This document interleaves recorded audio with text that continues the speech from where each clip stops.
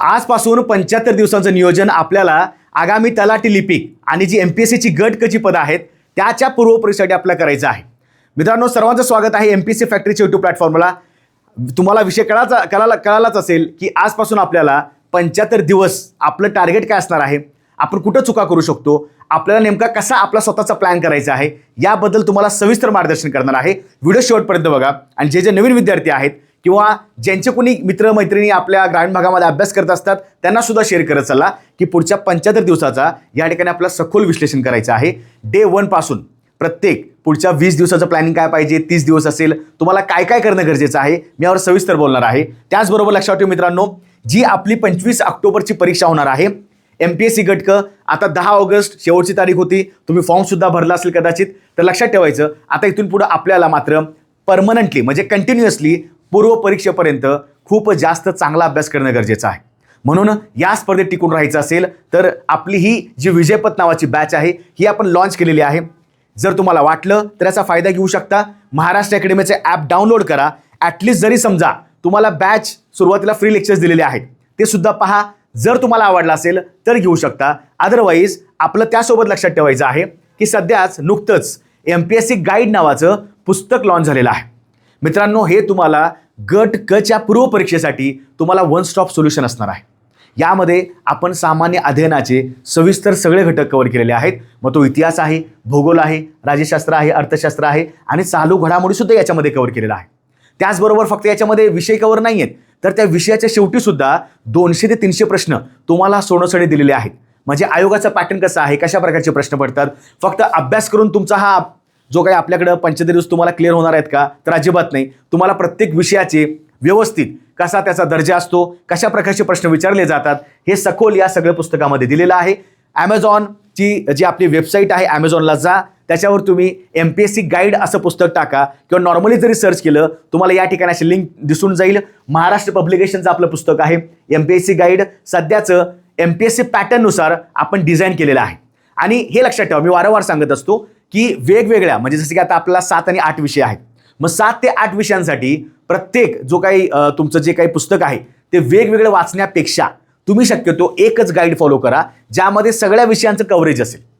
मग आता 7-8 विषय वाचू शकता, काय हरकत नाही, पण आपल्याकडे तेवढा वेळ नाही आहे. आणि जर तुमच्याकडे वेळ कमी असेल तर हे पुस्तक तुम्हाला दर्जेदार मार्गदर्शन करणार आहे, त्याचा फायदा घेऊ शकता. याची सॅम्पल PDF अगेन मी वारंवार सांगतो की जेव्हा तुम्ही कुठेही बुक स्टॉलला जाल जवळच्या तर त्यांना विचारा आणि याचबरोबर 2-3 जे काही महत्त्वाचे गाईड वाटतात MPSCसाठी ते कम्पेअर करा. तुम्हाला जर खरंच चांगलं वाटलं तर बिंदास्त घेऊ शकता. याची सॅम्पल जी काही PDF आहे, पुस्तक कशा प्रकारे डिझाईन केलेलं आहे, सॅम्पल PDF आपल्या टेलिग्राम चॅनलला आपण टाकलेली आहे. त्याची लिंक सुद्धा मी टाकून देतो. त्या ठिकाणी जाऊन याची सॅम्पल कॉपी बघा आणि मग तुम्ही निर्णय घेऊ शकता. आणि त्याचबरोबर जे घरादाराला अभ्यास करत असतात, आपापल्या ठिकाणी राहत असतात, अभ्यास करत असतात, त्यांच्यासाठी आपण MPSC तलाठी लिपिक आणि जी कुठली आपली गट कची पदं आहे त्यासाठी आपण सगळं फ्री मार्गदर्शन करतो. डेली सराव टेस्ट आहे, जी आपली विजयपथ बॅच आहे त्याच्या कंटेंटच्या फोल्डरमध्ये आपण फ्री टेस्ट अपलोड करतोय, दररोज अपलोड करतोय. डेली 3 तास फ्री लेक्चर्स आहेत आपल्या YouTube लाईव्हला आणि क्वेश्चन पेपर नोट्ससुद्धा आपण अपलोड करत आहोत. मग तुम्ही सविस्तर त्याचा फायदा करून घ्या. ठीक आहे. आपल्यासारखे जे काही अनेक विद्यार्थी आहेत त्यांना शेअरसुद्धा करत चला. हे तुमचं काम आहे की प्रत्येक विद्यार्थ्यापर्यंत हे पोहोचणं गरजेचं आहे. चला सुरुवात करूया. तर जो आत्ता आपलाचा प्लॅन आहे आपला सध्या 75 दिवसांचा, तुम्हाला व्यवस्थित ऐकायचा आहे. व्हिडिओ शेवटपर्यंत बघा. आता पूर्व परीक्षा सगळ्यांना माहिती आहे की ही परीक्षा आहे आपली 25 ऑक्टोबरला, बरोबर. तर मी यापूर्वी सुद्धा बोललो होतो की सुरुवात तुम्हाला कुठून करायची आहे. विद्यार्थी नवीन आहेत, आता जे विद्यार्थी नवीन आहेत त्यांनी आपला मला वाटते लास्ट काही 1-2 दिवसामध्येच आपण एक व्हिडिओ टाकला होता की नवीन विद्यार्थ्यांनी कसं तयारी करायची आहे. पहिल्यांदा तुम्ही शांत राहा, पहिल्यांदा मनामधली भीती बाळगा. सगळेजणच अभ्यास करणार आहेत, असा कोणी नाही की जो अभ्यास करणार नाही. पण तुम्ही शांत राहून काय आयोगाचं म्हणणं आहे, परीक्षा पद्धत कशी असते, कशा प्रकारचे प्रश्न असतात, तुम्हाला चांगले विषय कुठले वाटतात, तुम्ही याचं जर थोडंसं आकलन केलं तर तुम्हाला चांगल्या प्रकारे समजेल की ही परीक्षा पुस्तकं वाचण्याची नाही आहे, ही परीक्षा 90 मार्क पाडण्याची नाही आहे. ही परीक्षा आहे की जेवढं आयोगाचं काय म्हणणं आहे, आयोगाची चौकट जी आहे त्या चौकटीचा विचार करा की हे प्रश्न वारंवार रिपीट होतात, हे जे घटक आहेत वारंवार परीक्षेला विचारले जातात. मग असं अंडरस्टँडिंग करा, त्याचं स्वतःचं एक तुम्ही नोट मेकिंग करा, डायरी घाला. 75 दिवसाचा प्लॅन तुमच्याकडे रेडी पाहिजे. मग मी तुम्हाला सांगणार आहे की कुठल्या दिवशी तुम्हाला काय करायचं आहे, कसं तुम्हाला पूर्ण नियोजन करायचं आहे. त्यामुळे व्हिडिओ प्रॉपरली बघत चला.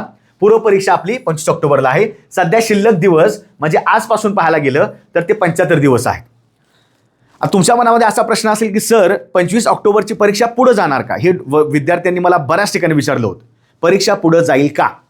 आता तुम्ही जर असा विचार करत राहिला की युद्ध पुढे जाणार आहे, परीक्षा पुढे जाणार आहे, तर तुम्ही मनापासून तयारी करू शकत नाही.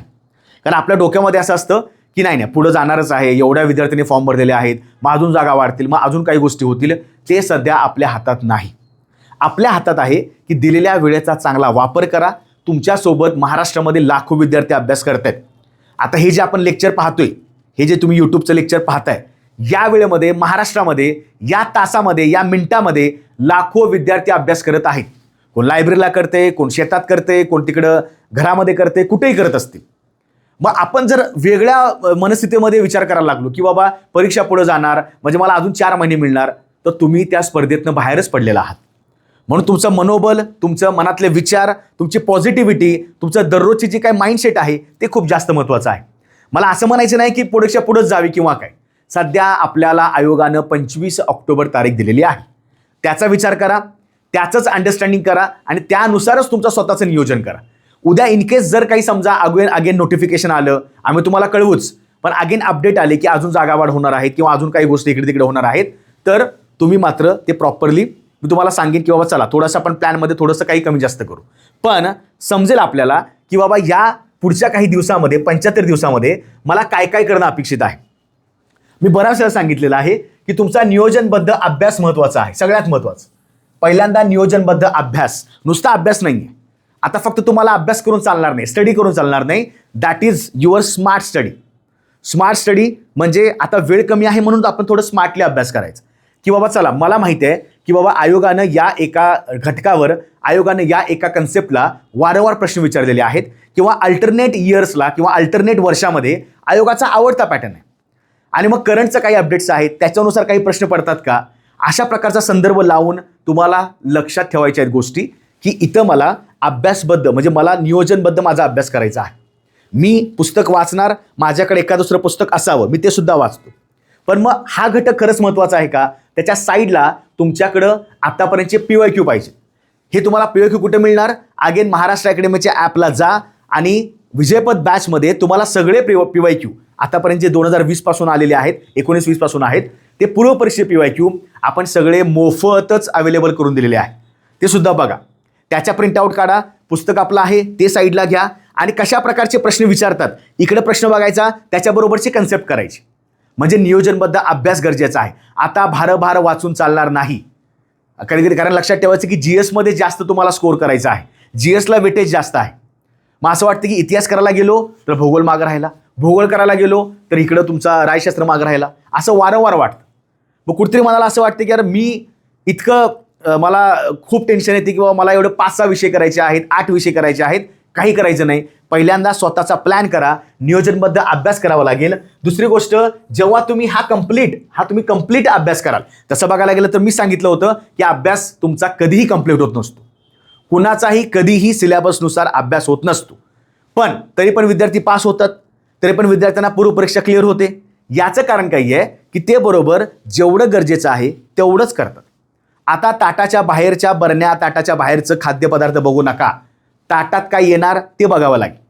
म्हणून तुमची रिव्हिजन महत्त्वाची आहे. अभ्यास तुम्ही अभ्यासक्रम पूर्ण केला, तुम्ही बऱ्यापैकी काही वाचन केलं, आयोगानं विचारलेलं काही त्याच्यावर प्रश्नाचा आढावा घेतला, त्याची रिव्हिजन करावी लागेल की बाबा चला आता माझ्याकडे हे चार्ट आहेत, माझ्याकडे आकृत्या आहेत, माझ्याकडे महत्त्वाचे टेबल्स आहेत, मी वाचून घेतो.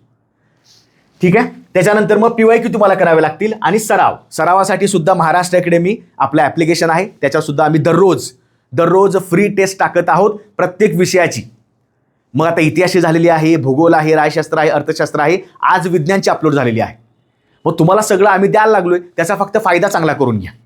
ठीक आहे. मग हे तुम्हाला सगळं लक्षात ठेवायचे आहेत. एक 4 पॉईंट महत्त्वाचे आहेत की स्वतःचं नियोजन करा, प्लॅनिंग करा, रिव्हिजन करायची आहे, PYQ प्रॉपरली करायचे आहेत आणि मग त्यांचा सराव सुद्धा करायचा आहे. तुम्ही एखादी टेस्ट आपली पण बघा, जे आता सध्या आपल्याकडे आहे, फ्री टेस्ट आपण कव्हर करायला लागलो. हे सगळं आहे. त्याच्यानंतर सगळ्यात महत्त्वाचं काय करायचं आणि काय नाही, हे खूप जास्त महत्त्वाचं आहे. बघा, सिलेबस पाहून अभ्यास करू नका, कारण सिलेबसमध्ये तो विस्तृत नाही आहे. जो आयोगानं गट क चा पूर्वपरीक्षा सिलेबस सांगितलेला आहे तो विस्तृत स्वरूपातला नाही. त्यांनी फक्त एवढं सांगून मोकळं झालेले आहेत. काय? भारताचा इतिहास विशेषतः महाराष्ट्र संदर्भात झाला, इतिहास संपला. अरे पण त्याच्यामध्ये कुठल्या चळवळी आहेत, त्याच्यामध्ये कुठले काही राजकीय संघटना येतात का, त्याच्यामध्ये समाजसुधारक येतात का, असं विस्तृत त्यांनी दिलेलं नाही.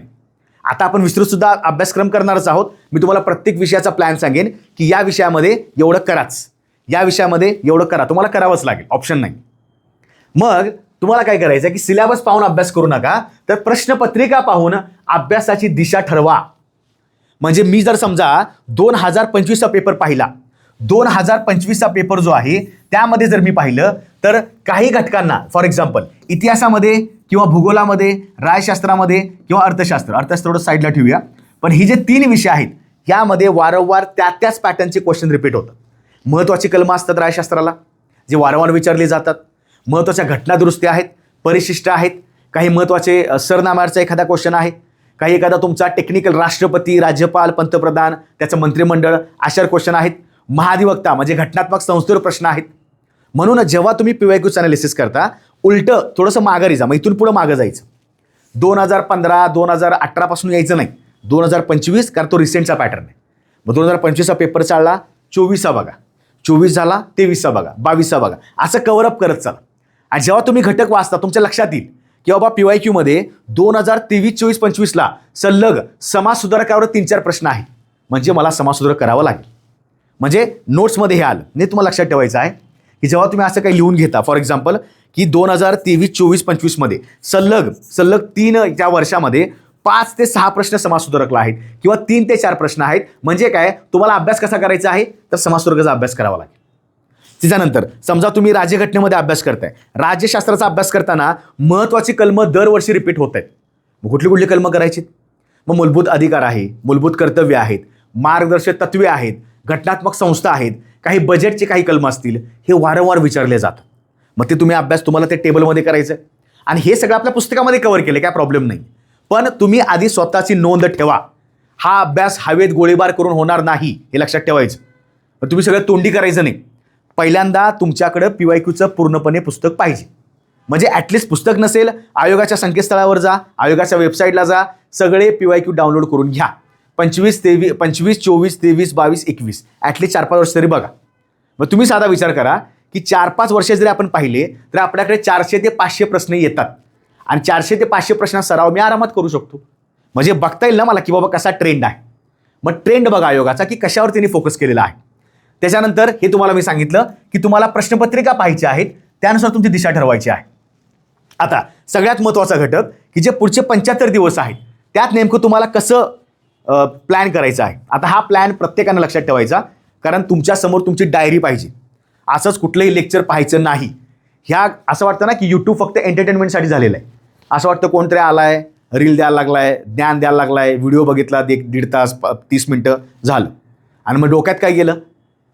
त्यापेक्षा स्वतःची एक डायरी मेंटेन करा, काही फरक पडत नाही, 100 रुपये जाऊ देत, 50 रुपये जाऊ देत, त्याच्यावर लिहा डे 1 मी आज काय करणार आहे, सविस्तर एक विषय मी घेणार, त्या एक विषयामध्ये मला काय वाचायचं आहे, काय स्किप करायचं आहे, यासाठी मी PYQ काढेन.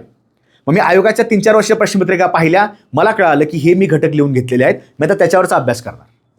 तुमचा अभ्यास स्मार्ट करण्याचा प्रयत्न करा. जर हे समजा 6 महिन्याने परीक्षा असती तर मी स्वतः सांगितलं असतं की बाबा ही पुस्तकं, ह्या विषयाला ही पुस्तकं वाचा. तेवढा वेळच नाही. म्हणून तुमचा अभ्यास थोडासा तुम्हाला कॉम्पॅक्ट करायचा आहे. बघा 75 दिवसाचं मी पूर्ण नियोजन केलेलं आहे. टप्पा जो पहिला आहे, तुम्हाला पहिल्या टप्प्यात काय करायचं आहे, तर 1 ते 40 दिवसांचा टप्पा आहे बघा. दुसरा टप्पा काय आहे, 41 ते 60 दिवस. म्हणजे पहिल्यांदा आपण सुरुवातीला जवळपास 40 दिवसांचा प्लॅन करूया की 1 महिना आणि 10 दिवस. पहिल्या 40 दिवसामध्ये मला काय करायचं आहे, मग त्याच्यानंतर पुढचे 20 दिवस, 41 ते 60 दिवस, आणि मग शेवटचे 15 दिवस. यातले सुद्धा जे शेवटचे 7 दिवस आहेत, म्हणजे आपण नॉर्मली असा विचार करूया 68 ते 75. आता माझा प्रश्न असा पहिला आहे, तुम्ही खरंच 75 दिवस अभ्यास करणार आहात का, हा पहिल्यांदा सगळ्यांनी मनाला प्रश्न विचारा. दिवस चाललेले आहेत, ते त्यांचं काम करतायत, आपण आपलं काम केलं पाहिजे. आज 75, इथून पुढे 75 दिवस आहेत समजा, तर स्वतःच्या मनाला प्रश्न विचारा की खरंच मी 75 दिवस अभ्यास करणार आहे का. उत्तर हो येत असेल तर दररोजचं प्लॅन स्वतः दररोज करा. मी तुम्हाला जनरल प्लॅन सांगेन नेमकं करायचं काही. उत्तर जर येत नसेल किंवा उत्तर जर असं वाटतं की यार नाही सर 75 दिवस लय अवघड आहे, गणपती आले, मग त्याच्यानंतर मग एखाद्या वेळी तुमचा काय पुढं दसरा वगैरे आला, मग आम्हाला सर सोनं वाटायला जायला लागतं, सर आमच्या घरात गणपती असतो. माझं म्हणतो आमच्या घरात पण गणपती असतो. माझा म्हणण्याचा मुद्दा आहे, जरी तुम्ही कुठेतरी बिझी असाल, तुम्ही काहीतरी करत असाल, तुम्हाला काहीतरी वेळ द्यावा लागेल. भले 7 तास नाही 4 तास तरी अभ्यासाला बसावं लागेल, 8 तास नाही 5 तास तरी बसावं लागेल. हे तुमचं स्वतःचं डेडिकेशन असणार. जेव्हा 25 ऑक्टोबर होणार तेव्हा मी तुम्हाला प्रश्न नाही विचारू शकत की तुमचा अभ्यास झाला आहे का, की तुम्ही त्यावेळी एका वेगळ्या तयारीला असतात. म्हणजे आता मला असं वाटतं की तुमचं काम काही आहे, पहिला याचा विचार करा की 75 दिवसापैकी आपले बरेचसे दिवस असेच टाईमपासमध्ये जाणार आहेत आणि ते जर जाऊ द्यायचे नसतील तर स्वतः थोडं सिरियस व्हा, काही गोष्टींचा त्याग करा. मान्य आहे पुढं सणावळीचे काही सणासुदीचे दिवस आहेत, मान्य आहे मला, घरामध्ये कार्यक्रम असतात ते सुद्धा मान्य आहे मला, पण ते ठीक आहे, ते तर दरवर्षीच आहेत. ही ॲड एवढी मोठी दरवर्षी येणार आहे का? पुढच्या वर्षी तुम्हाला कळणार आहे की एवढी ॲड मोठी आहे. मग आता मला असं वाटतं की ॲटलिस्ट समजा तुमचा जेव्हा असा अभ्यास असं वाटतं की माझा होणारच नाही सर, मी असं म्हणतोय 75 दिवसापैकी तुम्ही ॲटलिस्ट समजा जरी 60 दिवस चांगले काढले, 65 दिवस चांगले काढले, तुमचा 100% अभ्यास चांगला होणार. पण ते सिरियसली करायला पाहिजे. मग कोणी 5 तास करेल, कोणी 8 तास करेल, प्रत्येकानं आपापला तास ठरवून ठेवायचा. पण हे अभ्यास करणं म्हणजे तास कव्हर करणं नव्हे, पाठा टाकायचं काम करायचं नाही. 8 तासाची ड्युटी केली झालं, 9 तास लायब्ररीत बसलो झालं. अरे तू लायब्ररीत बसलास, अभ्यास किती केलास? लायब्ररीत बसणं म्हणजे अभ्यास होणं नव्हे. तुम्ही स्वतःहून विचार करा. जे विद्यार्थी लायब्ररीत जात आहेत, 8 तास बसतात, 7 तास बसतात, ते स्वतःच्या मनाला प्रश्न विचारा, मी 8 ते 9 तास अभ्यास करतो का? होतच नाही तेवढा. आमचा पण कधी झालेला नाही आहे. 8-9 तास आम्ही बसायचो, आम्ही 11-11, 12 तास बसायचो. पण कंटाळा आला, 15-20 मिनिटं यूट्यूबला टाईमपास केला, इकडे सोशल मीडियामध्ये 1 तासभर गेला. मग असं पण व्हायला लागतं. मग तुमच्या स्वतःच्या मनावर काहीतरी कंट्रोल पाहिजे की 75 दिवस तर होणार नाही, पण जो दररोजचा होईल तो मात्र मी तगडा अभ्यास करेन, काय पण होत. झोकून द्यावं लागेल, त्याशिवाय तुम्हाला काही मिळणार नाही. ठीक आहे, मग आपण थोडं प्लॅन करूया. यातले कमी जास्त दिवस करू शकता. असं नाही की बाबा हे एकदमच रिजिड आहे की एकदमच नाही सर 75 म्हणजे एकदम 75च का, नाही, थोडंफार कमी जास्त होऊ शकतं. काही वेळा घरामध्ये इमर्जन्सी असते, काही वेळा घरामध्ये खूप जास्त प्रॉब्लेम्स असतात. अशा वेळी तुमचा अभ्यास होणारच नाही, कारण ते आपली तेवढी मेंटॅलिटी किंवा मानसिक आपल्या तेवढी कंडिशन नसते. घरामध्ये काही दुखापत झाली किंवा काही अडचणीचा प्रसंग आला, अभ्यास नाही होत. आमचा पण त्यावेळी अभ्यास नाही होत. पण मनामध्ये असं असतं की यार आता माझा गॅप पडला आहे, 6 दिवस गेले, 4 दिवस गेले, 3 दिवस गेले. मनाला प्रश्न विचारा, 3 दिवस गेले म्हणजे माझे 20 ते 22 तास गेले.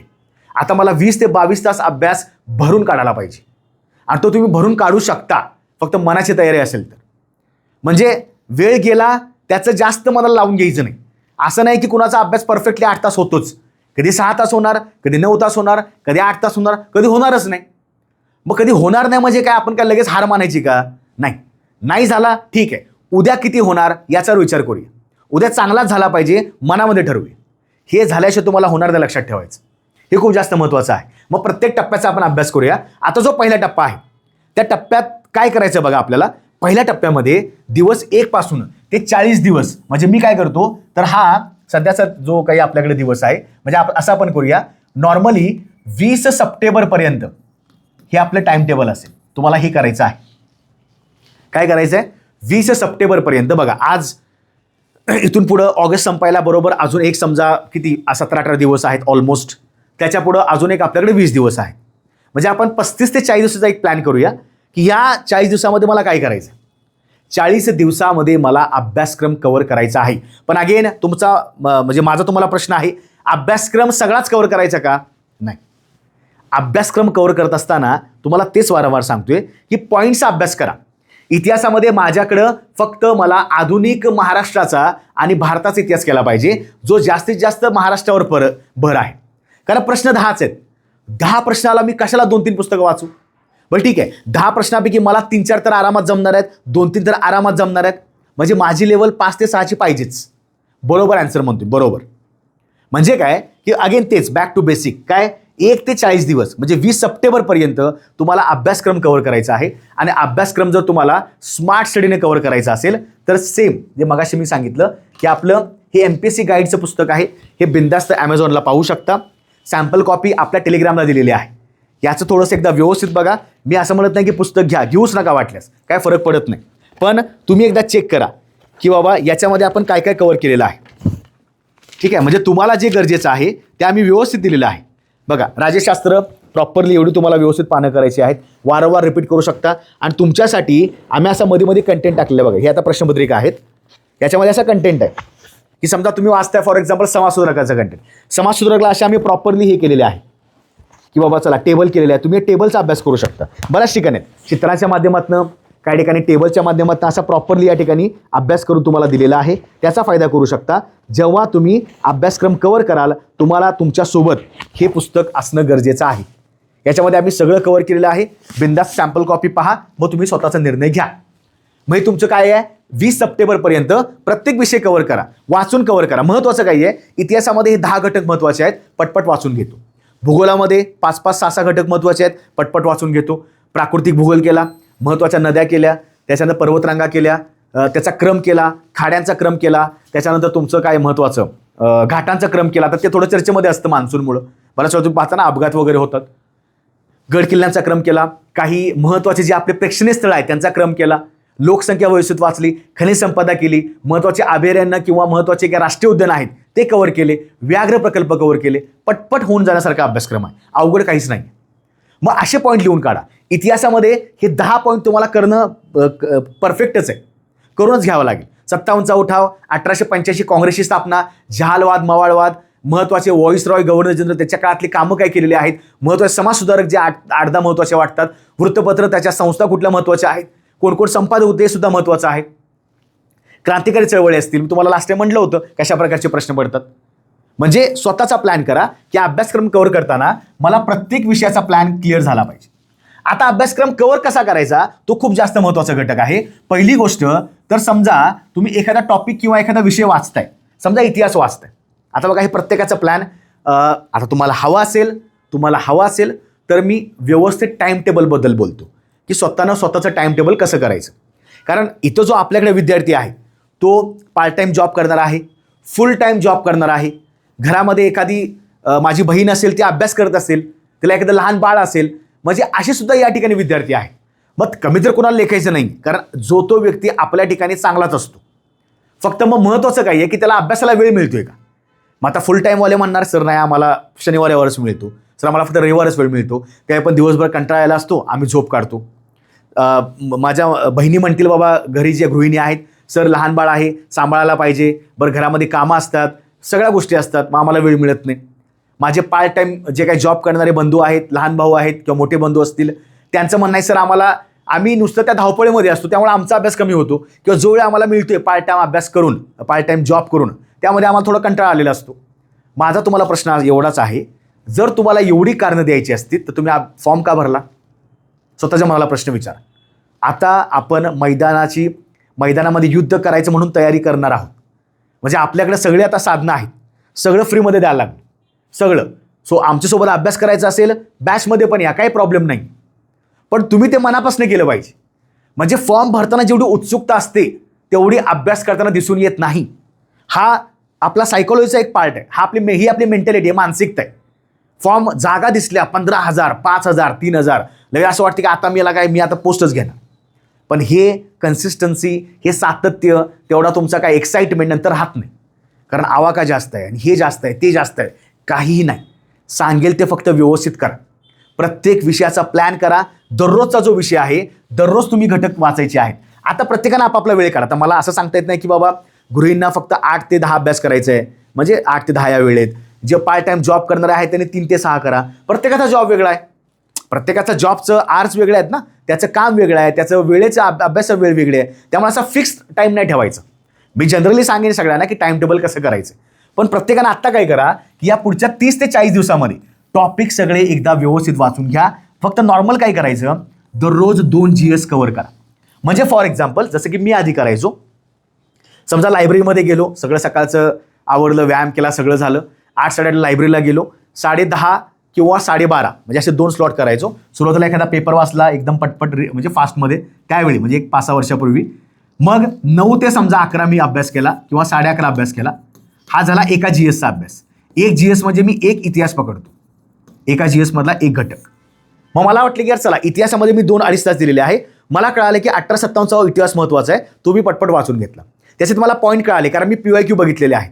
मग 57च्या उठावामध्ये कुणी लढाया केल्या, कोण तिथले नेते मंडळी होते, ठिकाणं कोणती होती, महत्त्वाच्या सणावाळ्या कशा आहेत, तो उठाव मोडून काढणारे कॅप्टन किंवा जे इंग्रज अधिकारी त्यांची नावं काय आहे, सगळं लिहून काढलं किंवा सगळं वाचलं. लिहून काढायला पुन्हा वेळ नाही आहे, पण वाचून घेतलं प्रॉपर. म्हणजे काय, उद्या 1857च्या उठावावर एक जरी क्वेश्चन आला, मला 1 मार्क मिळणारच मिळणार. म्हणजे आपण असा विचार करूया की इतिहासामध्ये जे तुमचे 10 प्रश्न विचारणार आहेत, तुमचं कामच ते आहे, तुम्हाला 10 ते 15 घटक करावेच लागतील. पटपट करून घ्यायचा. 57चा उठाव ठीक आहे, तुम्ही याला वेळ दिला, प्रॉपरली वाचलं, 1 तासामध्ये सगळं तुमचं पूर्ण झालं. 57चा उठाव, पुढे अजून एक घटक वाचा इतिहासाचा, थोडा 15 मिनिटं गॅप घ्या, पुढे कंटिन्यू करा. तुम्ही अगेन 12:30 पर्यंत अजून एक धडा वाचला, एक घटक पूर्ण केला इतिहासामधला, त्याच्यावरचे क्वेश्चन बघा किंवा क्वेश्चन बघून तुम्ही या ठिकाणी या की मला हे वाचायचंच आहे. क्लिअर? हा झाला 1 GS. दुपारी थोडासा गॅप घेतला, पुन्हा 3ला अभ्यासाला बसला, 2:30ला बसला, 2ला बसला, पुन्हा 1.5-2 तास कंटिन्युअस अभ्यास केला. आणि अभ्यास करताना सगळ्यात जे जबरदस्त साधन आहे ते मात्र तुम्ही जास्तीत जास्त सोबत ठेवू नका. फक्त पुस्तक आहे, PYQ फ्री नोट्स आहेत, ते फक्त ठेवा. हे जे साधन आहे खतरनाक आहे. याचं कारण काय आहे, आपण जेव्हा अभ्यास करत असतो तेव्हा याला चॅटर बॉक्स म्हणतात तसं प्रॉपर इंग्रजीमध्ये. हे चॅटर बॉक्स का म्हणतात त्याला, की बाबा हे जर आपण उघडलं, समजा आता मला सर्च करायचं आहे की 1857च्या वेळी इथला व्यक्ती महत्त्वाचा कोण होता, समजा सर्च करायचं आहे. सर्च करता करता चुकून एखाद्याचा मेसेज आला, काय करत आहेस, मी अभ्यास करत आहे, मी लायब्ररीत आहे, मी चहाला आलो आहे, तू येणार का चहाला, हा मी आलोच, 5 मिनिटं थांब. आपला वेळ गेला. 57चा उठाव इथंच राहिला, तुम्ही लढाई करायला पुढे बाहेर गेला. म्हणजे अभ्यास करताना ह्याला थोडंसं साईडला ठेवा. काय तुम्हाला काय ट्रम्प वगैरे ओबामा कॉल करणार नाही आहेत किंवा तुम्हाला पुतीन नाही कॉल करणार की रशियामध्ये काय बाबा तुला सांगतो इथं काय, तुम्हाला कोण करणार नाही. हे साईडला ठेवा. जेव्हा गरज लागेल तेव्हा वाटल्यास फ्लाईट मोडला टाकून तुमचं वायफाय वगैरे जे काय असेल किंवा तेवढंच बघा आणि साईडला ठेवा. आणि तसं सांगा तुम्ही आधी की बाबा चला मी या वेळेमध्ये लायब्ररीमध्ये असतो घरातल्या, किंवा तुम्ही या वेळेमध्ये माझ्या रूमला डिस्टर्ब करायचं नाही, मी या ठिकाणी अभ्यास करतो. नाहीतर मोबाईलच्या नादामध्ये वरनं व्हॉट्सअपचे चॅट मेसेजेस आले, इंस्टाग्रामच्या लिंक्स आल्या, तिथे चॅट मेसेज आले, आपण भरकडून जातो. म्हणून सिरियस करा, 5 तास करा, खरं दाबून आणि एकदम तगडा अभ्यास करायचा. मग हे क्लिअर झालं. 1 GS घेतला, थोडा कंटाळा आला, दुपारची नॅप घेतली, जेवण केलं, आराम केला, पुढं कंटिन्यू परत 2-2.5 तास पुन्हा एखादा GS करा. त्याच्यावर कसे प्रश्न पडतात बघा, त्याच्यावर काय PYQ आहेत का, कसं जजमेंट करावं लागेल, कसं तुम्हाला त्याचं ॲनालिसिस करायचं आहे, तुम्हाला मी सगळं आधीमध्ये सांगत असतो. PYQला मला वेगळे लेक्चर लागेल, PYQ मी वेगळंच घेणार आहे, कसे PYQ सोडवायचे असतात, हा एक तुम्हाला खूप जास्त महत्त्वाचा मुद्दा वाटतो. मग तो GS केला. म्हणजे संध्याकाळी बघा 2 किंवा 3 ते 5 पकडा, ह्याची रिव्हिजन केली, पुन्हा रिव्हिजन म्हणजे प्रश्न वगैरे बघितले, आणि पुन्हा 6 ते पुन्हा तुमच्याकडे 8. आता जे फुल टाईम अभ्यास करतायत त्यांना हे टाइम टेबल ठीक आहे, कारण त्यांना जवळपास तेवढा वेळ मिळतो. पण ज्या गृहिणी आहेत, पण जे विद्यार्थी जॉब करतायत, पार्ट टाईम करतायत, ज्यांना खरंच शेताची कामं वगैरे करायला लागतात, त्यांना तेवढा वेळ मिळत नाही. त्यांनी ॲटलिस्ट काय करा, जरी तुमचे 2 घटक होत नसतील तरी कमी कमी करा. समजा 2-3 तास वेळ मिळत नाही एक घटक करायला, 1 तास करा, गॅप घ्या, अजून 1 तास करा, पुन्हा गॅप घ्या, मग त्याची रिव्हिजन करा, त्याचे PYQ बघा. म्हणजेच काय, फक्त एवढं चालणार नाही. आणि जेव्हा तुम्हाला वेळ मिळाला आधीमध्ये तर काय करायचं, जरा चालू घडामोडी पण करायचे. थोडं एकदा बघा नेमकं काय चाललंय. चालू घडामोडीला तुम्हाला वेगळे लेक्चर घेईन बाबा, कसा तुमचा एक पॅटर्न कसा पाहिजे, म्हणजे कशा प्रकारचे प्रश्न पडतात, पुरस्कार आहे, महत्त्वाचे काही व्यक्ती असतील, काही पर्यावरणात न्यूज असतील, काही सोशल न्यूज आहेत, सामाजिक काही घटना असतील, काही क्रीडातल्या घडामोडी आहेत, हे पडतात. पण मग आता जरा वेळ काढून तुम्ही हे सुद्धा करू शकता. एखादा मासिक घ्या, आपलं करंट एक्सप्रेस नावाचं पुस्तक सुद्धा आहे, ते सुद्धा पाहू शकता. लवकरच 6 माही सुद्धा येणार आहे, 6 माही आहे, 8 माही, आपण दोन्ही कव्हर करूया.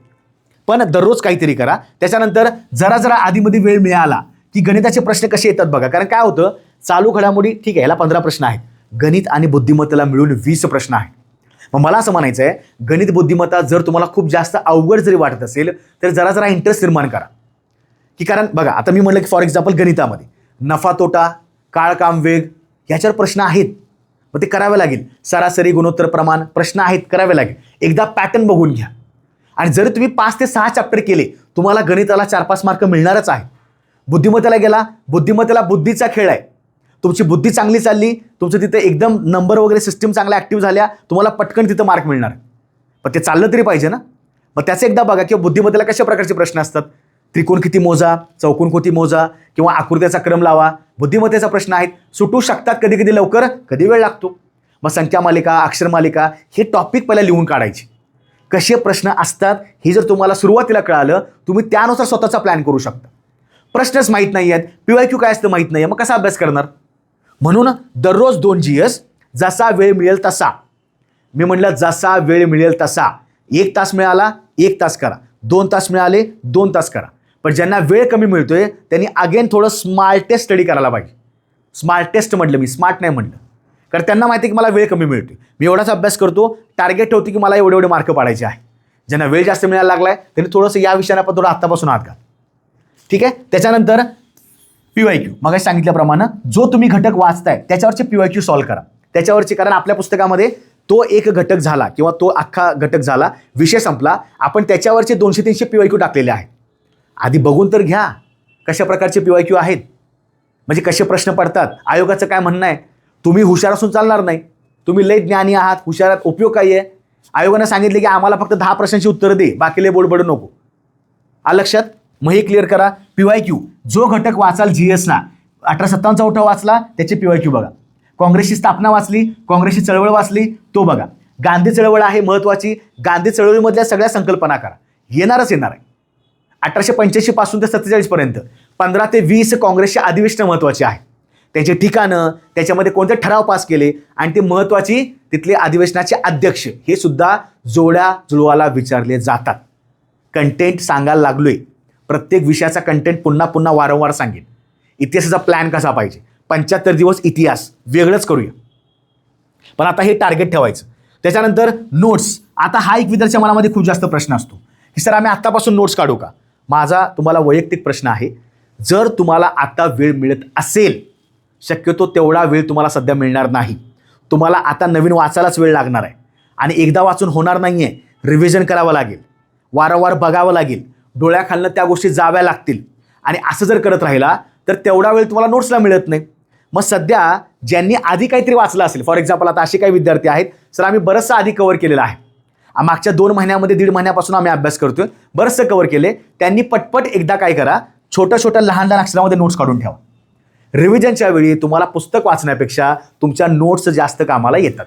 मी हे बॅचमध्ये सुद्धा वारंवार सांगत असतो. ॲपमध्ये बॅचमधल्या पोरांना हे सांगत असतो की तुम्हाला अभ्यास करायचा आहे ना, तर तुमच्याकडे नोट्स पाहिजेत, पण कधी जर तुम्ही आधी काहीतरी केलं असेल तर.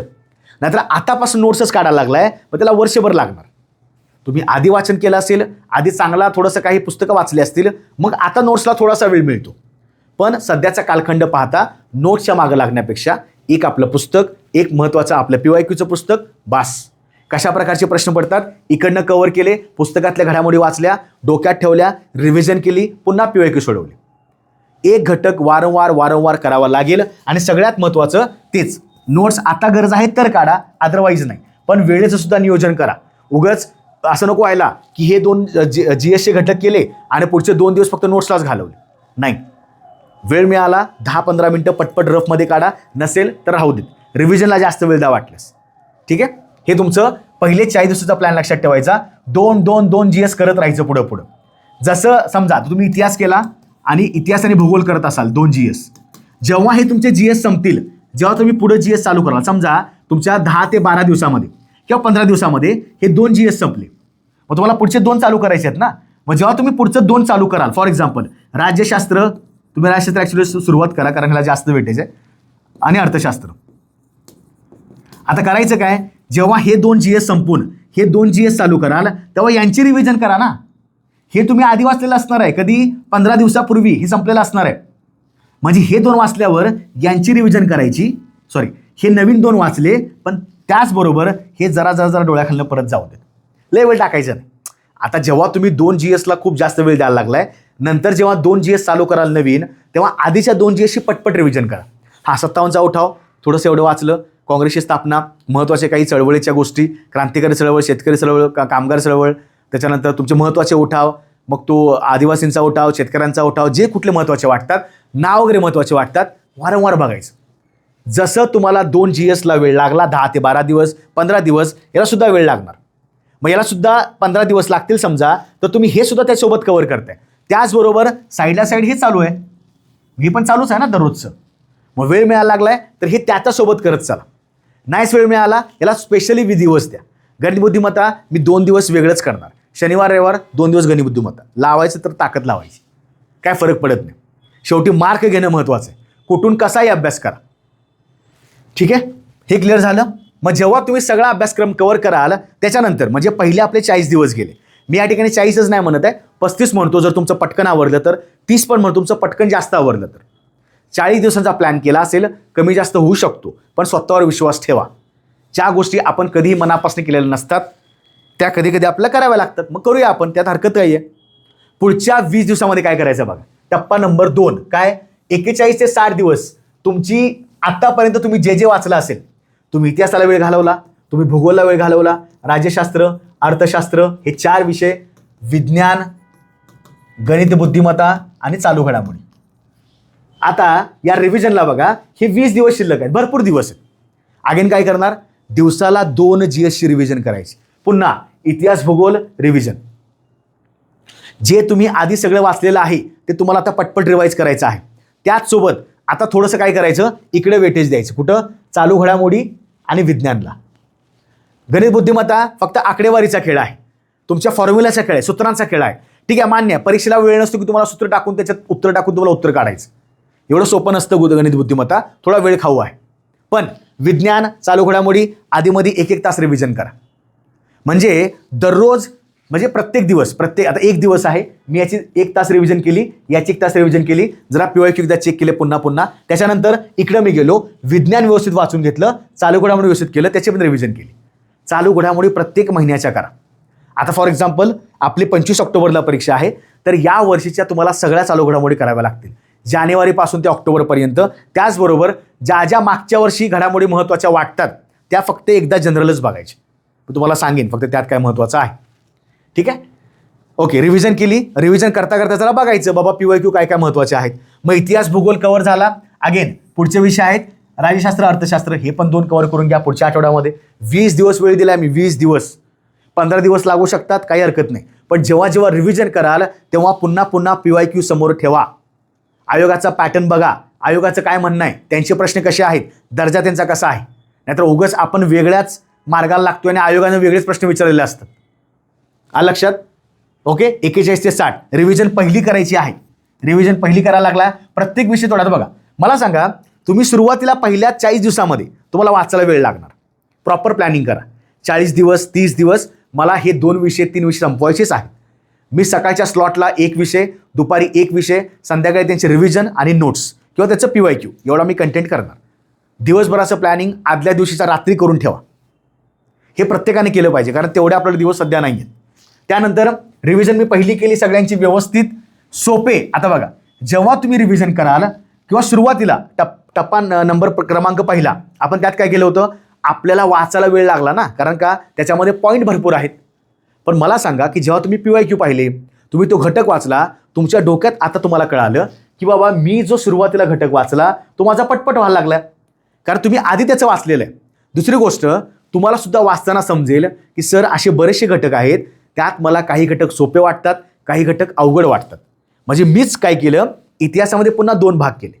सगळ्यात सोपे घटक जे मला पटपट जमले, ज्यात मला मार्क काढता येतात, ते मी काय डायरीमध्ये लिहून घेतले. जे अवघड घटक आहेत, ज्यामध्ये खूप जास्त नावं आहेत, खूप जास्त सनावळ्या पाठ करावं लागतात किंवा खूप जास्त टेक्निकल अवघड काही गोष्टी वाटतात, ते साईडला 3-4 घटक ठेवले. मग करायचं काय, सोपे आणि अवघड घटकाचा स्वतःचा मॅप करा, प्रत्येक विषयाचा करा.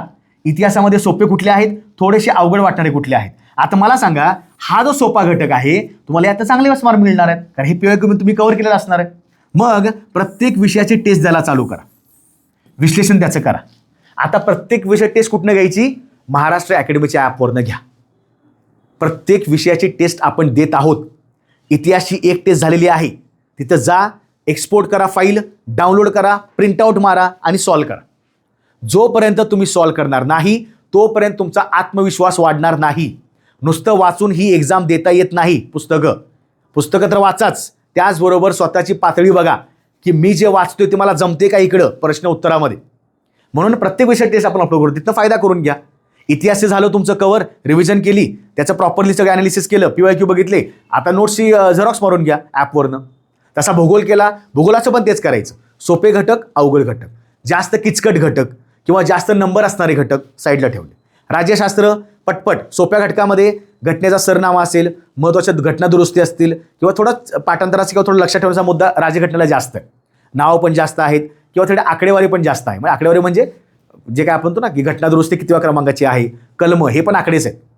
अवघड घटक वाटणारे आहेत थोडं साईडला काढा. जे तुम्हाला सोपे वाटतात ते वारंवार तुम्हाला रिपीट करायचे आहेत विथ PYQ. याला विसरायचं नाही. म्हणजे चेक करता येते की बाबा मी हा घटक वाचला तर मला हा PYQ मध्ये जमणार आहे. क्लिअर? प्रत्येक विषय टेस्ट अपलोड केलेली आहे. आता सुद्धा जर पाहायला गेलं तर महाराष्ट्र अकॅडमीचं ॲप्लिकेशन डाउनलोड करा. ॲप्लिकेशन डाउनलोड केल्यावर तलाठी नगर परिषद म्हणजेच काय तर विजयपथ नावाची बॅच आहे, त्याला क्लिक करा. त्याला क्लिक केल्यावर कोर्समध्ये गेल्यावर तुम्हाला कंटेंट नावाचं एक फोल्डर येतं. कंटेंट याला क्लिक केल्यावर तुम्ही शेवटी बघू शकता, शेवटी फ्री मोफत टेस्ट सर्व विषयांची असं एक फोल्डर केलेलं आहे. त्या फोल्डरला जा आणि मग तुम्हाला इतिहास, भूगोल, राज्यशास्त्र, अर्थशास्त्र, आज विज्ञानसुद्धा टेस्ट मी अपलोड केलेली आहे. 5 टेस्ट फ्रीमध्ये तुम्हाला द्यायला लागलोय. अजून पण तुम्हाला देणार. दररोज आपण एक टेस्ट टाकतोय, त्याचा फायदा करून घ्या. म्हणून सगळं कव्हर करा, स्वतःचं नॉलेज टेस्ट करा की मला काय जमते. लक्षात, हा दुसरा टप्पा. आणि सगळ्यात महत्त्वाचा तिसरा टप्पा, ओके, स्पेलिंग चुकलं थोडंसं. टप्पा नंबर 3, शेवटचे 15 दिवस. आता मी मगासपासून सांगतोय की 75 दिवसाचा प्लॅन हा परफेक्ट कधीच करता येत नसतो. कारण जो तुमचा आज दिवस व्हायला लागलाय तो तुमचा उद्या दिवस तसा होणार नाही. जो तुम्ही आज अभ्यास केलेला आहे त्याच प्रकारचा दर्जेदार अभ्यास तुमचा उद्या होणार नाहीये. जास्त चांगला तरी होईल किंवा एकदम खराब तरी होईल किंवा कमी जास्त होऊ शकतो. म्हणून स्वतःचं प्लॅनिंग करा की बाबा माझ्याकडं 75 पेक्षा 60 चांगले दिवस आहेत, गुणिले 8 तास, गुणिले 7 तास, म्हणजे 400 तासाचं नियोजन करा व्यवस्थित. लक्षात, एवढं डिटेलमध्ये करायची गरज नाहीये. पण आता मी मगाशी म्हटलं की 60 ते 75 म्हणजे 15 दिवस बाकी आहेत परीक्षेला, म्हणजे शेवटच्या टप्प्यात. आता 15 दिवसावर तुम्ही काय करणार? पहिली गोष्ट, तुम्ही एका चांगल्या परीक्षेला सामोरं जाणार आहात, त्यामुळे स्वतः शांत राहा. ही तुम्ही एवढी तयारी केलेली असते, पण त्या 15 दिवसामध्ये जर तुम्ही काय डोकं तुमचं फिरलं, घरामध्ये भांडणं झालीत, मित्रमैत्रीमध्ये भांडणं झालीत, कुठं काय राडा केला, तर आपलं थोडं दुर्लक्ष होतं. आणि हे सायकोलॉजीच आहे. त्यामुळे शेवटचे 10 दिवस, शेवटचे 15 दिवस थोडं स्वतःला कंट्रोलमध्ये ठेवा. काही गोष्टी त्याग करावा लागतोच, मी तुम्हाला आधीच सांगतो. 75 दिवस जर चांगला प्लॅन करायचा असेल, यातले 60 दिवस मनापासून अभ्यास करा. 60 दिवस अभ्यास करा. तुम्हाला 50 मार्क काढण्यापासून कुणी रोखू शकत नाही. फक्त 60 दिवस तुम्हाला अभ्यास करायचा आहे. ठीक आहे? नवीन काही वाचायचे नाही, काहीच वाचू नका नवीन. तुम्ही आधी 60 दिवस अभ्यास केलेला आहे, तुम्ही आधी 50 दिवस अभ्यास केलेला आहे. कशाला पुन्हा वाचताय? कारण काय होणार, पुन्हा तुम्ही काय वाचलं त्याची पुन्हा रिव्हिजन करायची, पुन्हा बघायचं की आता तर बघा पुन्हा वाचलं आणि असं वाटलं की मला येतच नाही, कॉन्फिडन्स एकदम खाली, म्हणजे एकदम जमिनीखाली. तुम्ही एवढं करता आणि शेवटी मग कशाला तरी थोडक्यात जाता. म्हणून नवीन काहीच वाचू नका. जे केले ते आपण तगडं केले, टेस्ट सोडवल्या, PYQ चेक केले, रिव्हिजन केली, घटक वाचला, प्रत्येक घटकाचं मायक्रो अनालिसिस केली की कशा प्रकारचे प्रश्न पडतात, हे सगळं करावं लागेल. मग नवीन काहीच वाचायचं नाही. दुसरी गोष्ट, तुम्हाला आता बघा, जेव्हा तुम्ही डे 1 पासून, पहिल्या दिवसापासून ते आत्ता तुम्ही या 60 दिवसापर्यंत आलेला असणार आहात, 2 महिन्यानंतर स्वतःच्या मनाला प्रश्न विचारा, गेल्या 2 महिन्यामध्ये मी एवढं वाचले की मला आता काहीतरी कळाले की सगळ्यात महत्त्वाचे टॉपिक्स कुठले आहेत. इतिहासामध्ये प्रत्येक पूर्वपरीक्षेला समाज सुधारकावर प्रश्न विचारतातच, हा महत्त्वाचा टॉपिक झाला. राज्यशास्त्रामध्ये महत्त्वाची कलम, परिशिष्ट, महत्त्वाचे घटनात्मक पद प्रश्न असतोच, महत्त्वाचा झाला. हे वारंवार करावं लागेल. भूगोलामध्ये गेला, महत्त्वाच्या नद्या आहेत, त्यांचा क्रम कुठं आहे, त्याचा उतरता क्रम, चढता क्रम, दक्षिण उत्तर जे काही आहे, लांबी असेल किंवा पर्वतरांगा असतील, प्रश्न आहे. मग असे तुम्हाला टॉपिक एकदा फक्त पुन्हा पुन्हा रिवाईज करायचे आहेत. मी काय म्हटलं, सगळे टॉपिक नव्हे, ज्याच्यावर फिक्स प्रश्न आहे, जे अत्यंत महत्त्वाचे वाटतात, प्रायोरिटी करा. समाजसुधारक प्रायोरिटी आहे, प्रश्न विचारतात. महिला समाजसुधारक प्रायोरिटी आहे, प्रश्न विचारतात. छत्रपती शाहू महाराज आहेत, डॉक्टर बाबासाहेब आंबेडकर आहेत, क्रांतीसूर्य महात्मा ज्योतिबा फुले आहेत, क्रांतिज्योती सावित्रीबाई फुले आहेत, पंडिता रमाबाई आहेत. ही जी लोकं मोठी मोठी आहेत, यांच्यावर वारंवार आयोगानं प्रश्न विचारलेले आहेत. मग ते विसरायचं नाही. ठीक आहे? ते तुम्हाला टॉपिकची नावं तुम्हाला त्यावेळी कळतील जेव्हा तुम्ही चांगला अभ्यास कराल. मी तुम्हाला सांगेनच, पण तुमच्याकडे काही मी अभ्यास देतो. त्यानंतर रॅपिड रिव्हिजन करा. आता हे काय असतं रॅपिड रिव्हिजन? आता फॉर एक्झाम्पल मी सुरुवातीला पुस्तक वाचलं, ते पुस्तक सुरुवातीला मला वाचायला वेळ लागला, तो एक घटक मला वाचायला वेळ लागला. जेव्हा तुम्ही पहिली रिव्हिजन कराल तुम्हाला वाचायला वेळ लागणार आहे, अगेन थोडासा कमी लागणार. जेव्हा तुम्ही दुसरी रिव्हिजन कराल तुम्हाला थोडा अजून वेळ कमी लागणार. पण शेवटच्या 15 दिवसामध्ये फक्त डोळ्याखालनं एकदा त्या सगळ्या घटक घाला, म्हणजे चार्ट बघितला, समाजसुधारक कुठले कुठले वृत्तपत्र आहेत त्यांचे पटपट चार्ट बघितला, रॅपिड रिव्हिजन पटपट आवरायचं. 2-3 तासामध्ये अख्खा इतिहास झाला पाहिजे, 6 तासामध्ये अख्खा इतिहास झाला पाहिजे, रॅपिड पटपट आवरायचं. भूगोल मॅप बघितले, खनिज संपदा, तिकडे यवतमाळ, तिकडे त्या साईडला काय भंडारा गोंदिया आहे, चंद्रपूर गडचिरोली आहे, काय काय सापडतं पटपट मॅप बघितले. इकडे नद्यांचा क्रम बघितला, वैतरणा, तानसा, भातसा, काळू, मुरबाडी, तिथे खाली तेरेखोलपर्यंत बघितलं. महत्त्वाच्या पर्वतरांगा बघितल्या, तिकडे विंध्य आहे, मग सातपुडा आहे, मग त्याच्यानंतर अजिंठा, बालाघाट वगैरे, सातमाळा वगैरे, त्याच्या खाली शंभू महादेव, सगळा क्रम बघितला. नद्याचा क्रम बघितला, नर्मदा, तापी, गोदावरी, भीमा, इकडे लगेच कृष्णा, नद्यांचा क्रम. मग नद्यांची लांबी, त्यांचा उत्तर दक्षिण क्रम, त्यांच्या लांबीचा चढता उतरता क्रम, नद्यांचा इकडच्या कोकणावर नद्यांचा क्रम, हे रॅपिड रिव्हिजनमध्ये येतं सगळं. म्हणून आतापासून मॅपचा अभ्यास चांगला करा. बरेच जण मॅप्स मिस करतात. पुस्तकात आपण भूगोल वाचायला लागलो, पुस्तकात तुम्हाला मॅप करायला काय व्हायला लागले, ₹1 एक मॅप मिळतो तुमचा महाराष्ट्राचा जो ब्लँक असतो ना मॅप, तो बसा ना घेऊन, एकावर सगळं काढा. तुम्हाला लास्ट लेक्चरला म्हणलं होतं तुम्हाला कसं हे करायचं आहे. Smart study is very important. मग रॅपिड रिव्हिजन असा वेळ द्यायचा. महत्त्वाची कलम पटपट बघितली. चला, महत्त्वाचं कलम काय आहे, काय केंद्रीय निवडणूक आयोग 324 कलम आहे, कॅग नियंत्रक महालेखापाल 148 कलम आहे, पटपट महान्यायवादी 76 कलम आहे, महाधिवक्ता 165 कलम आहे, लगेच आवरलं.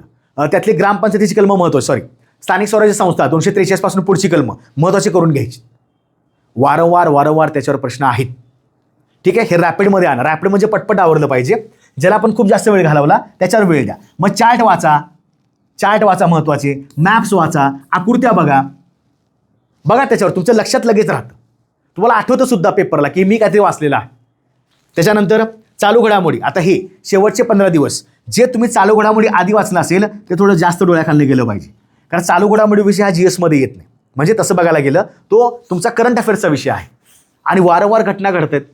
तुमची एक्झाम 25 ऑक्टोबरला आहे ना, पेपर तर तुमचा आधी सेट होणार आहे का? असं काय का की 25 ऑक्टोबरची परीक्षा आहे आणि पेपर झाला 24 ऑक्टोबरला सेट. आधीच 5 ते 6 दिवस 7 दिवस तुमच्या जवळच्या जे तुमचा जो काही जिल्हा आहे त्या ठिकाणी पेपर आलेले असतात.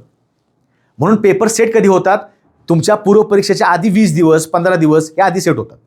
तुम्हाला काय करायचं आहे, सप्टेंबरपर्यंत सगळं तुम्हाला चालू घडामोडी वाचायचं आहे आणि मागच्या वर्षाच्या काही महत्त्वाच्या घडामोडी हे पटपट आवरा. शेवटच्या घटकामध्ये महत्त्वाचे पुरस्कार, त्यातले क्रीडा वेगळे, चित्रपट वेगळे किंवा साहित्य वेगळं पटपट करून घ्या. महत्त्वाच्या घटना कुठल्या आहेत, चर्चेतली व्यक्तिमत्व कुठलं आहे, असा कुठला महाराष्ट्रातला व्यक्ती ज्याला खूप जास्त नावाजलेला पुरस्कार मिळालेला आहे का, तो महत्त्वाचा वाटतो. जेव्हा काही निधन वार्ता आपण वाचतो त्याच्यामध्ये कोणी महत्त्वाचं आहे का, त्याच्यावर सुद्धा प्रश्न विचारतात. हे असं रॅपिड आलं पाहिजे. चालू घडामोडी झालं. त्याच्यानंतर गणित बुद्धिमत्ता विशेष भर द्या शेवटच्या 15 दिवसात. चालू घडामोडी 1-1.5 तास, गणित बुद्धिमत्ता 1-1.5 तास, 3 तास तुम्हाला इकडे वेळ द्यावाच लागेल. आणि बाकीचे 2-3 तास 3 तास काय करायचं तर ही रॅपिड रिव्हिजन आवरायची. मग एक दिवस पकडा प्रत्येकाला. 1-2 दिवस 3 दिवस पहिले काय केले, इतिहास भूगोल रॅपिड रिव्हिजन केली. 15 दिवस आहेत ना रे, अजून वेळ आहे आपल्याकडे. म्हणजे जेवढा वेळ तुम्ही प्रॉपरली प्लॅनिंगने कराल तेवढं तुम्हाला चांगलं पडणार आहे. नाहीतर मग होते काय विद्यार्थी अभ्यास तर काहीच नाही करत, डायरेक्टली PYQ. अरे होय बाबा, PYQ करावेच लागतील, पण त्याचं तुला ॲनालिसिस जमतं का? तू PYQ वाचलास की बाबा खालीलपैकी हा प्रश्न सोडवा, काँग्रेसच्या काँग्रेसची अधिवेशनं, इकडे साल आहे एका ठिकाणी आणि इकडे त्याचं पूर्ण काय आहे तर ठिकाण आहे. तुम्हाला काय PYQ कळालं? मग तुमचं नॉलेज काय आहे, तुम्ही कुठनं वाचणार आहात कन्सेप्टमध्ये? काँग्रेसची स्थापना, तिथून पासून त्या काँग्रेसच्या महत्त्वाचे अधिवेशनं, त्याचे अध्यक्ष, त्याचे कोण महत्त्वाचे काही वर्ष असतील ते बघावे लागतील. मग पहिल्या महिला कोण आहेत, पहिली मुस्लिम व्यक्ती कोण आहे, पहिलं पारसी व्यक्ती कोण आहे, पहिले इंग्रज व्यक्ती कोण आहेत, हे असं करावं लागेल. हे विचारलं जातं म्हणून मी सांगतो. ठीक आहे, हे तुमचा टप्पा क्रमांक 3. आणि सगळ्यात महत्त्वाचं ते म्हणजे तुमचं कन्सिस्टन्सी पाहिजे. इथं मोटिवेशनला काही थारा नाही. मोटिवेशन 1-2 दिवस राहतं. आज हे लेक्चर बघायला लागलाय, लय भारी वाटणार तुम्हाला, मी आत्ता सांगतो. लय भारी वाटणार की सरांनी काय सांगितलं एकदम भारी सर, पण ते स्वतःमध्ये इम्प्लिमेंट करा तर त्या मोटिवेशनचा फायदा. नाहीतर मोटिवेशनपेक्षा कन्सिस्टन्सी लक्षात ठेवायची. सातत्य पाहिजे. मोटिवेशन 2 दिवस राहतं, 4 दिवस राहतं, 2 तास राहतं, आठवड्याभर राहतं, चुलीत जातं. पुढं काय तुम्हाला आयुष्यभर काय मोटिवेशन कोण द्यायला येणार नाहीये. आयुष्यभर तुम्ही यूट्यूब किंवा इन्स्टा नाही बघू शकत मोटिवेशनला. स्वतःचं मोटिवेशन स्वतःच तयार करा.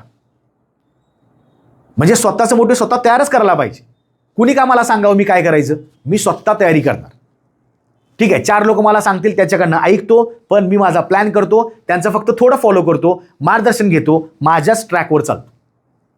मोटिवेशनपेक्षा कन्सिस्टन्सी महत्त्वाची आहे, हे लक्षात ठेवायचं. ठीक आहे. त्यानंतर जे मला असं वाटते की शेवटच्या अजून महत्त्वाच्या टप्प्यामध्ये काय करायला पाहिजे, तर हेच तुम्हाला करायचं आहे. सगळ्यात महत्त्वाचं ते म्हणजे बघा, डूज आणि डोंट्स. बऱ्याच वेळा अभ्यास करत असताना ह्या गोष्टी वाटतात. आता हे मला थोडं सांगणं महत्त्वाचं वाटते की तुमच्याकडे जे काही दिवस शिल्लक आहेत त्यामध्ये काय करायचं आणि काय करायचं नाही हे जास्त महत्त्वाचं आहे. त्यातल्या त्यात काय करायचं नाही ह्याच्यावर थोडं जास्त भर देऊन करावं लागेल. सगळ्यांना माहिती आहे काय करायचं, पुस्तक वाचायचं, PYQ सोडवायची, त्याचं ॲनालिसिस करायचं, सराव करायचा, फ्री टेस्ट सोडवायच्या, सगळं माहिती आहे. पण थोडंसं आपण लक्ष देऊया, परीक्षेला समजावून घ्या. पहिल्यांदा परीक्षेची काय गरज आहे, परीक्षेची डिमांड काय आहे, MPSCची डिमांड काय आहे, तुम्हाला येते म्हणून नाही, एक्झामला काय येणार ह्याचा पहिला विचार करा. दुसरी गोष्ट, दररोजचा प्लॅन करा. कधीतरी असं वाटतं की दर 3 दिवसाला तुम्हाला वाटणार नाही सर आमच्याकडनं काय होणार नाही, ले व्हास्ट आहे सर, ले व्हास्ट. वाटू देत, तुम्ही त्याच्यामध्ये आलेला आहात याचा अर्थ तुम्ही तिथं अर्धी लढाई जिंकलेला आहात.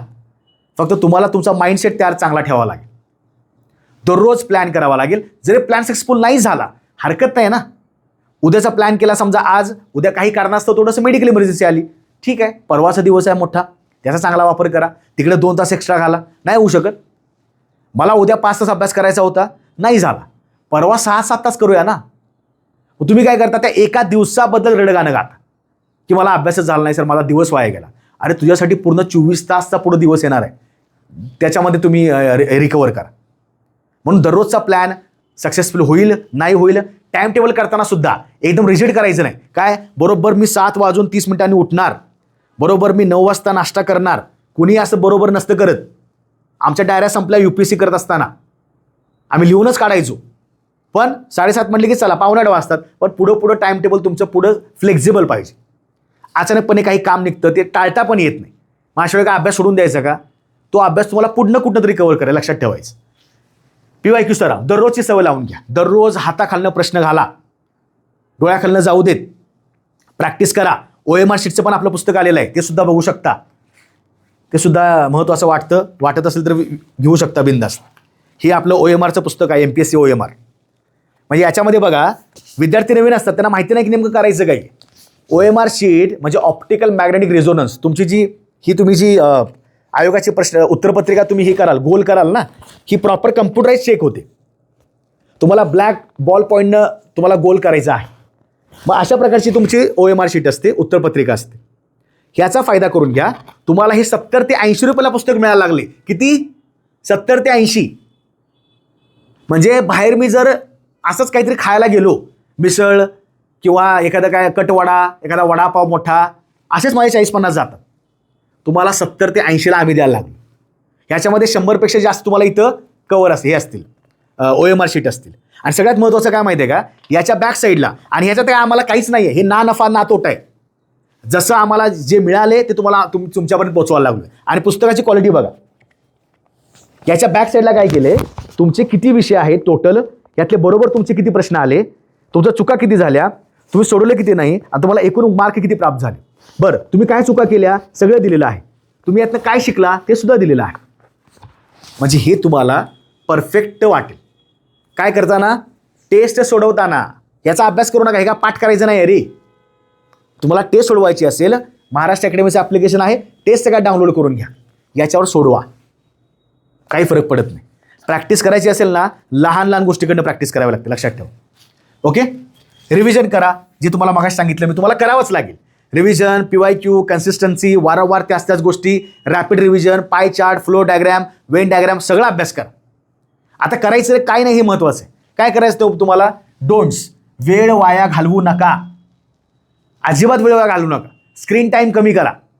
आज जाऊन स्वतःनी बघा की एक दिवसामध्ये मी किती अनप्रोडक्टिव्ह कामासाठी, म्हणजे ज्या कामात मला काय फायदाच नाही, अशासाठी मी किती वेळ वाया घालवतो, चेक करा.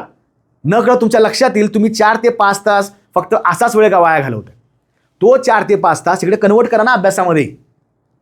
त्याच्यानंतर टाइमपास करायचा अजिबात म्हणजे बंदच करा. कट्ट्यावरच्या गप्पा, इकडे इकडे टाइमपास, मित्रमंडळीशी तासभर बोलणं, पुढं काय होणार आहे त्यानं? स्वतःच्या मनाला प्रश्न विचारा की आता मला तेवढा वेळ नाही आहे. हां, कोणाचा फोन आला, बाबा हां बोल, 2 मिनिटात बोल, ठीक आहे, हे असं आहे, ठेव, पुन्हा करतो. स्वतः बिझी राहण्याचा प्रयत्न करा. तुम्ही पहिल्या रिंगलाच उचला लागला, तू फोन तरी करू देत, तुम्ही तयारच आहे, बोल, कुठं चालला, चहा प्यायला, येतोच, थांब आता 2 मिनिटात. म्हणजे हे खूप सांगणं महत्त्वाचं आहे. विद्यार्थ्यांना कळत नाही की नेमकं काय मी सांगतो. त्याच्यानंतर टेन्शन अजिबात घेऊ नका. भलेही सिलेबस खूप मोठा आहे, अभ्यासक्रम तगडा आहे, पुस्तकं ढीगभर वाचायला कोणी सांगितलं असेल, काही नाही आहे. मला 50 मार्क स्ट्रॅटेजी आणले पाहिजे, मला 50च्या वरती मार्क पडले पाहिजे. काही करा, 50 मार्क आरामात येतात, आरामात येतात. फक्त लक्षात ठेवा, मी सांगितल्याप्रमाणे फॉलो करा. त्यामुळे टेन्शन अजिबात घेऊ नका. मानसिक तणाव असेल, मेंटल स्टेबिलिटी नसेल तर अभ्यास नाही होणार. माइंड फ्रेश ठेवा. दररोज मनाला सांगा की आज माझा अभ्यास चांगला होणार आहे, मी आज अभ्यास करणार, मला हे 4 घटक करायचे आहेत, मी परिपूर्ण करणार, मी प्रॉपर रिव्हिजन करणार, PYQ सोडवणार, व्यवस्थित मला त्या ठिकाणी प्रॉपरली कन्सेप्ट क्लॅरिटी करायला पाहिजे. दररोज मनाला सांगा. दररोज 2 दिवसांनी असं वाटणार, डिमोटिवेशन होणार, स्वतःला वाटणार की अरे काय कुठल्या लाईनमध्ये आलो आहे, कशाला अभ्यास करायला लागलो आहे असं वाटणार. पण जो त्या शेवटपर्यंत जाईल तोच त्या ठिकाणी झेंडा रोवणार आहे. लक्षात. आणि सगळ्यात महत्त्वाची तुलना. तुमच्या भावकीमध्ये, तुमच्या पलीकडच्या घरामध्ये, तुमच्या पलीकडच्या गल्लीमध्ये कोणतरी अधिकारी झालेला असतो, कमी वयात, पहिल्या अटेम्प्टला. तुलना करू नका. तो झाला, ठीक आहे, त्यानं झाला असेल, चांगला आहे ना, टाळ्या, चांगलं केलंस. आता माझी बारी, आता मला अभ्यास करायला लागेल. मग तो झाला म्हणून त्याच्याविषयी काय वाईट नाही म्हणायचं कुणाला. तो झाला, बाबा खरंच भारी झालं, मला खरंच आनंद वाटतोय, ते तुझं, आता मी माझा अभ्यास करतो. मग कुणाला टाळायचं? कारण लक्षात ठेवा, तुमच्या भोवताली जे निगेटिव्ह लोक आहेत त्यांना अजिबात तुमच्या भोवताली घोळका करू देऊ नका. हे अभ्यासक्रम लक्षात ठेवायचं.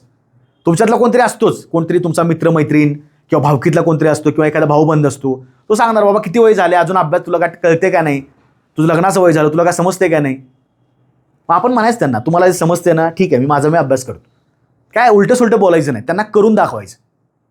आणि ही निगेटिव्ह लोक असल्यामुळं ना आपल्या थोडंसं कुठेतरी परिणाम होत असतो. लोकांसोबत चांगल्या राहा, चांगल्या विचाराच्या, चांगला अभ्यास कर, तुम्हाला तुमचं चांगलंच स्वतःचे ग्रोथ होणार आहे. निगेटिव्ह लोकांमध्ये राहिलं की आपण पण आयुष्यभर निगेटिव्हच होतो. आणि तुलना नाही करायची. त्याला मिळवलं, वा, लय भारी बात आहे, चांगलंच आहे, आम्ही सुद्धा अभ्यास करतो, आम्ही सुद्धा कमवू शकतो, करून दाखवा. त्यामुळं निगेटिव्ह तुलना करायची नाही, उलट तुलना करून पॉझिटिव्हिटी घ्या. तुलना करायची आहे ना, डे 1ला मी काय ठरवलं होतं, डे 1, आजचा दिवस पहिला आहे, मी काय ठरवलं, आणि डे 10व्या दिवशी मी काय होतो. जर या 10 दिवसामध्ये तुम्हाला काहीतरी प्रोग्रेस वाटला असेल, तुम्ही 75 दिवसांचं प्लॅन 100% फॉलो करता. ते इंस्टाग्रामला येतात ना, डे 1, डे 2 असतं ना, ते डे 1 चॅलेंज, आज मी ह्या दौड गया, मी हे केलं, आज मी ते केलं. हे कुणाला दाखवायचं नाही, आता हे स्वतः करायचं आहे. ठीक आहे. त्यामुळे कुणाशी तुलना नाही, ही लढाई आपलीच आहे, मला जिंकायची आहे. मी सगळ्या गोष्टी करणार, जेवढं जमेल तेवढं करणार. म्हणजे एका पॉईंटला जरी उद्या नाही झालं तरी असं नाही वाटलं पाहिजे की मी हार मांडली. 50% तुमच्या मनाची लढाई आहे, 50% हा अभ्यासाची लढाई असते. ठीक आहे. त्यामुळं काय करायचं आणि काय करायचं नाही, इकडे आपण जास्त अडकतो, नकळत आपल्याकडनं चुकीच्या गोष्टी घडतात. त्यामुळं असलं अजिबात करू नका. तुमच्यासाठी आजपासून डे 1 सुरू झालेला आहे. ज्यांनी लेक्चर हे आता पाहिलं त्यांचा डे 1 चालू झाला, जे उद्यापासून पाहतील त्यांचा त्या दिवसापासून डे 1 चालू झाला. मग किती दिवस अभ्यास करायचा, हा डे कितपर्यंत न्यायचा हे तुमच्या हातामध्ये आहे. पण न चुकता 75 दिवस बाबांनो वेळ द्या. कुठलीही एक्झाम तुम्ही हे करू शकता. याला तर एवढ्या जागा आहेत, पूर्वपरीक्षा क्रॅक करायला काहीच प्रॉब्लेम नाही आहे, फक्त ते मनात ना आलं पाहिजे. लक्षात.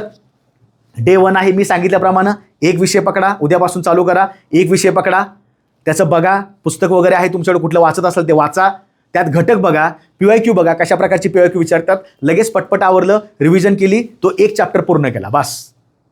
कॉन्फिडन्स वाढवा.